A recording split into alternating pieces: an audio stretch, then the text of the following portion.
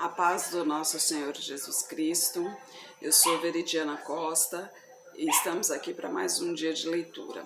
Senhor Deus e Pai, glorificado e exaltado és o teu santo nome. Muito obrigada, Pai, por mais um dia de vida. Agradeço por sua bênção e por sua proteção. Muito obrigada, Senhor, pelos teus livramentos, Pai. Por favor, Senhor, nos abençoe nesta leitura. Que cada palavra sua, Pai, seja ensinamento em nossas mentes e em nossos corações, nos inspire e nos direcione sempre a Ti, em nome de Jesus. Lembrando que estamos lendo o Evangelho segundo Marcos, mas antes se inscreva no canal, ative o sininho para receber a notificação, né? Toda noite um vídeo novo. É sempre bom também interagir com o canal, né? Curta, compartilhe, comente, vamos crescer o canal aí juntos para que alcance mais pessoas, para que mais pessoas possam ter a oportunidade também de conhecer a palavra do Senhor e assim também poder participar do plano de salvação que o Senhor tem para todos nós, né? E vamos lá, a partir do capítulo 11 de Marcos, a entrada triunfal em Jerusalém. E logo que se aproximaram de Jerusalém, de Betfagé e de Betânia, junto do Monte das Oliveiras, enviou 2 dos seus discípulos e disse-lhes: Ide à aldeia que está defronte de vós, logo que ali entrardes, encontrareis preso um jumentinho, sobre o qual ainda não montou homem algum. Soltai-o e trazei-mo. E se alguém vos disser, por que fazeis isso? Dizei-lhe que o Senhor precisa dele e logo o deixará trazer para aqui. E foram e encontraram o jumentinho preso fora da porta, entre 2 caminhos, e o soltaram. E alguns dos que estavam ali lhes disseram, por que fazeis soltando o jumentinho?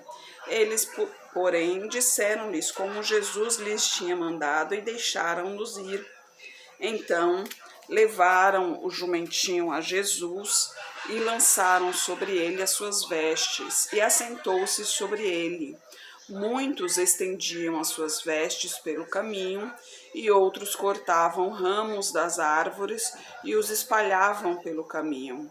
E aqueles que iam adiante e os que seguiam clamavam, dizendo: Hosana, bendito o que vem em nome do Senhor. Bendito o reino do nosso pai Davi, que vem em nome do Senhor. Hosana nas alturas. Então Jesus entrou em Jerusalém, no templo, e tendo visto tudo em redor, como fosse já tarde, saiu para Betânia com os 12. E no dia seguinte, quando saíram de Betânia, teve fome, e vendo de longe uma figueira que tinha folhas, foi ver se nela acharia alguma coisa, mas, chegando a ela, não achou senão folhas, porque não era tempo de figos. E Jesus falando, disse à figueira: Nunca mais coma alguém fruto de ti. E os seus discípulos ouviram isto. Então vieram a Jerusalém.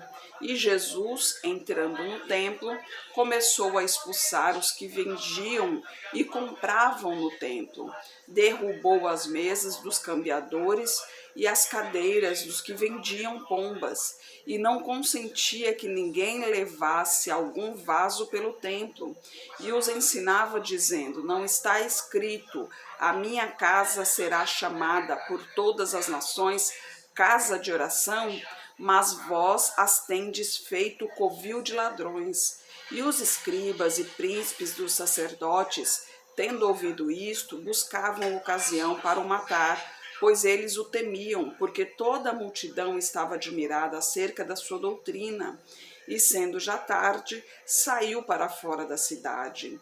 E eles, passando pela manhã, viram que a figueira se tinha secado desde as raízes. E Pedro, lembrando-se, disse-lhe: Mestre, eis que a figueira que tu amaldiçoaste se secou.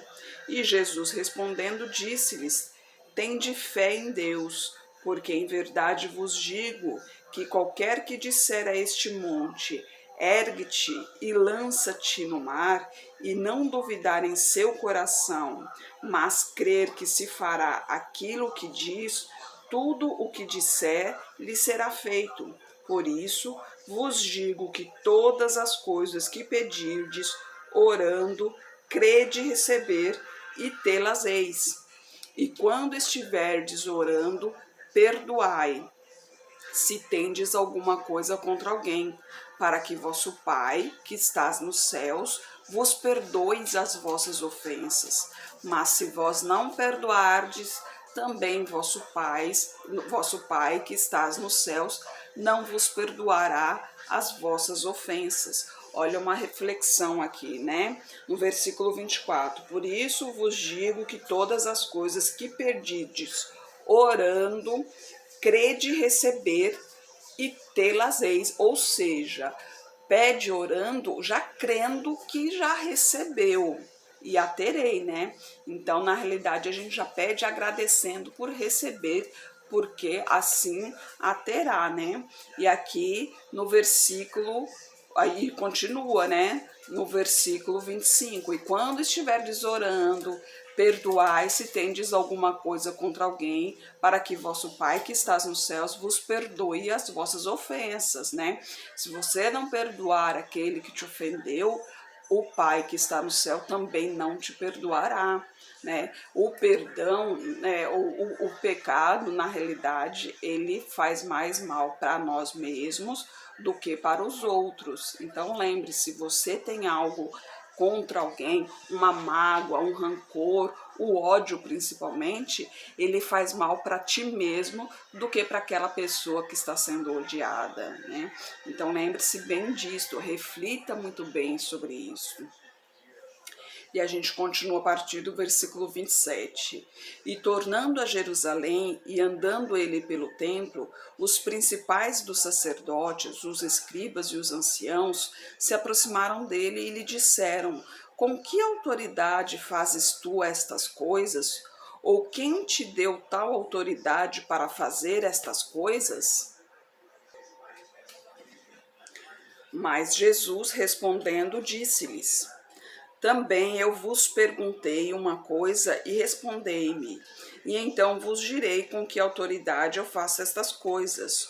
O batismo de João era do céu ou dos homens? Respondei-me. E eles arrazoavam entre si, dizendo: se dissermos do céu, ele nos dirá: então por que não o crestes? E se, porém, dissermos dos homens, temos o povo, porque todos sustentavam que João verdadeiramente era profeta. E responderam, disseram a Jesus: não sabemos. E Jesus lhes replicou: também eu não vos direi com que autoridade faço estas coisas, né? Jesus estava ali testando eles, né? Porque Jesus sabia que eles não responderiam, né? Jesus sabia que eles estavam procurando um meio para matá-lo, né? Ali Jesus já estava preparado, né? Imagine como foi a vida de Jesus ali, pois a vida inteira Jesus sabia que num tempo determinado por Deus, obviamente, ele iria padecer, né? Ele iria passar por todo aquele sofrimento para nos redimir do pecado. Jesus realmente pagou um preço muito caro por nós. E hoje nós temos a possibilidade de salvação, nós temos, né, a opção de escolher a libertação ou a prisão. A prisão é esta aqui que a gente está vendo, né? Que isso aqui não tem muros, mas isso aqui é uma prisão, porque você fica preso a esse mundo, carregando esse fardo pesado, o mundo inteiro nas costas, né? É maldade, é sofrimento, é dor, é desesperança, é aflição. E no dia do julgamento, se não houver salvação, será pior ainda, porque o sofrimento será muito maior, que não tem nem comparação com o sofrimento que se passa por aqui. Mas a gente tem a possibilidade de libertação E essa libertação a gente só consegue com Jesus Cristo. Ele nos redimiu do pecado, nos dando a oportunidade do arrependimento. Então, se arrepender verdadeiramente, de coração, e se voltar para Deus, andar em seus caminhos, aí sim terá a possibilidade de salvação. E no dia do julgamento, sendo salvo, participará da vida eterna. E na vida eterna será somente sombra e água fresca, como o povo diz, né? Lá não haverá dores nem ranger de dentes, né? Lá haverá somente, lá sim, literalmente o paraíso. Não haverá sofrimento, não haverá fome, não haverá miséria, não haverá brigas, seremos todos irmãos, né? A palavra de Deus diz que lá não se dará em casamento, não se casará, não se dará em casamento, ou seja, lá não haverá distinção de família. Por quê? Porque todos nós seremos irmãos, né? Deus, o Pai, né, o Criador, e nós todos seremos irmãos.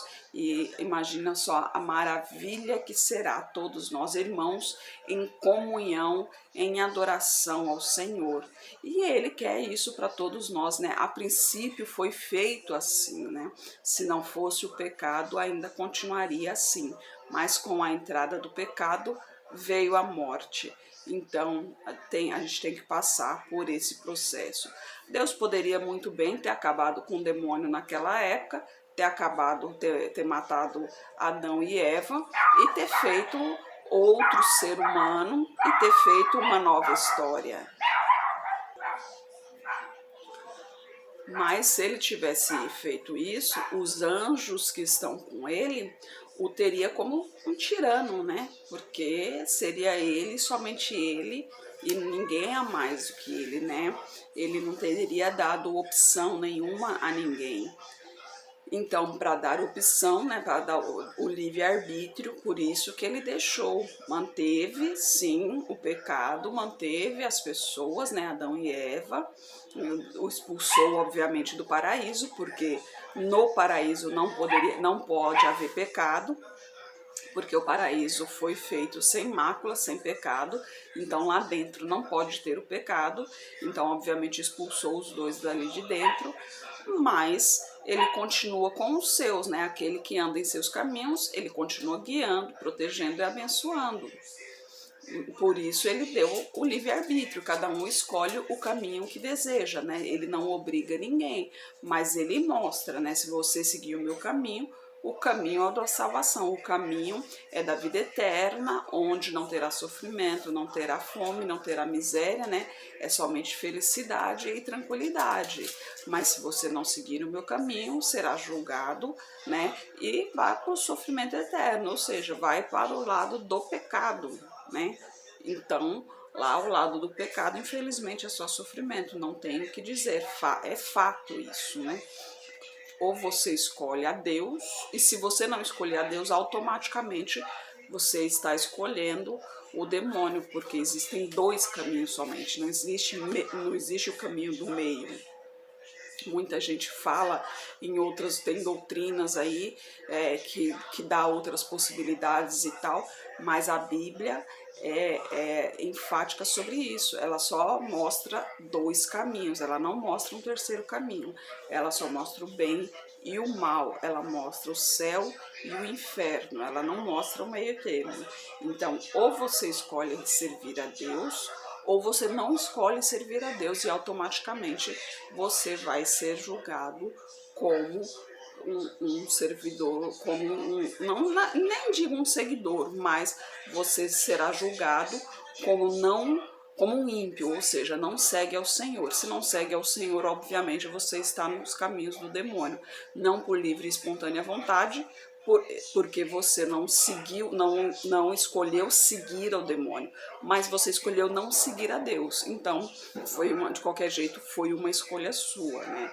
Então, aproveite enquanto é tempo para escolher andar nos caminhos do Senhor, para escolher andar no caminho que é certo. Tem dúvidas, tem alguma dúvida, pesquise, né? Procure saber, procure entender, né? Dê uma olhadinha no Google, tá aí para ajudar. Tem a Bíblia online. Se você não tem Bíblia em casa, não tem problema. Tem a Bíblia online. Você pode olhar no celular, você pode olhar no computador, no notebook, no tablet, qualquer lugar aí você pode olhar.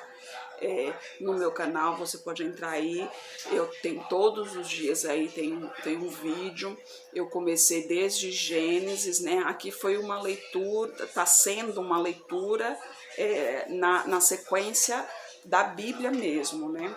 Depois que terminar essa sequência, eu vou dar um tempinho e depois eu vou voltar com uma sequência cronológica, ou seja, uma sequência de acordo aos acontecimentos, né? Que aí vai ser mais fácil para a gente entender um pouco de como tudo aconteceu, porque vai ser a ordem dos acontecimentos. Aí eu acho que vai ser mais interessante, né? Porque a gente vai ver as coisas tudo de acordo como foi, né? Porque, né, como a gente lê aqui, a gente vê um pedacinho aqui, um pedacinho lá, e na próxima leitura não, a gente vai ver a sequência, então vai ser mais gostoso ainda, né? Mas o importante é ler, né? Não importa a sequência que você leia, o importante é ler, porque toda vez que você abre a Bíblia, o Espírito Santo está do teu lado aí, te explicando, te fazendo entender a palavra do Senhor. E principalmente o demônio, ele fica com muita raiva, né? E ele se afasta cada vez mais de você. Quanto mais você lê a Bíblia, mais ele se afasta de você. Quanto mais você adora o Senhor, mais o demônio se afasta de você. Quanto mais você louva o Senhor, mais o demônio se afasta de você. Senhor Deus e Pai, glorificado e exaltado és o teu santo nome. Muito obrigada, Pai, por tuas palavras, por tuas mensagens, Senhor. Peço a Ti, continue nos guiando, nos protegendo e nos abençoando, Pai. Esteja com essa pessoa que está orando comigo, Pai. Toque na vida dela, Senhor. Toque em sua saúde, toque em suas finanças, toque em seu emocional, Pai. Toque em seu psicológico, toque em seu espírito, Senhor. Abra os seus olhos espirituais para que ela veja o caminho que está trilhando, Pai. Peço a Ti por toda a minha parentela, por toda a parentela de meu esposo. Derrama a Tua unção sobre cada um deles, Pai. Manifeste o Teu poder na vida de cada um, Senhor. E traga todos para o Seu caminho, Pai. Peço a Ti pelos nossos governantes, pelas nossas autoridades, que os Teus anjos estejam guiando cada um deles de acordo à Tua vontade, Pai. Peço pelos Teus filhos, Pai. Por favor, nos capacite cada vez mais para o Teu Evangelho, Senhor. É o que eu oro em nome de Jesus. Amém. Que Jesus Cristo esteja em seu coração e que Deus abençoe.